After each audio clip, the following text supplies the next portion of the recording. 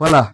Merci encore une fois. Nous essayons d'évoluer avec la partie que nous avions à peine finie. Alors, cette fois-là, nous allons également devoir les paramètres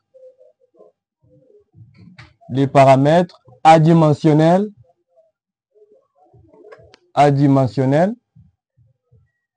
qui peuvent également être calculés à partir du modèle constitutif du sol. Alors, qu'est-ce qu'un paramètre adimensionnel? C'est un paramètre pratiquement qui est sans dimension. Ça peut être la teneur anneau. Ça peut être la teneur anneau. Ça peut être l'indice de vide. Ça peut être la porosité. Ça peut être également le degré de saturation, SR. Comment on peut déterminer également tous ces paramètres à partir du modèle constitutif de notre sol.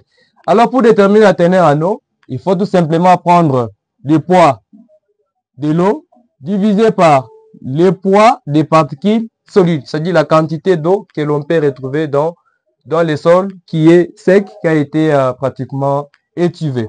Alors, comment également déterminer l'indice de vide? Cette fois-là, sera donné par les volumes de vide sur les volumes des particules solides. Nous avons également la porosité qui doit être également déterminée par les volumes de vide sur les volumes total. Il y a également le degré de saturation qui peut être déterminé par les volumes de l'eau qui se trouve dans les volumes de vide. On a les degrés de saturation. Pour mettre tous ces éléments en pourcentage, il faut aller pratiquement multiplier par 100. On peut trouver les différentes valeurs de ces paramètres. Il y a des corrélations géotechniques que nous rencontrons. Par exemple, on va vous dire qu'il y a une corrélation entre l'indice de vide et la porosité. C'est quoi la corrélation qui existe? Vous allez voir qu'il y a, par exemple, l'indice de vide est égal à la porosité sur 1 moins la porosité. C'est déjà une certaine corrélation géotechnique. On va vous dire que la porosité est égale à l'indice de vide sur 1 plus l'indice de vide. Très intéressant. C'est comme ça qu'on peut essayer de corréler ces deux paramètres.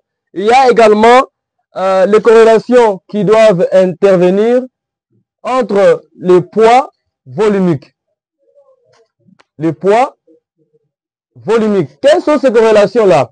Par exemple, on va vous dire que le poids volumique du sol sec est égal au poids volumique du sol humide divisé par 1 plus la teneur en eau.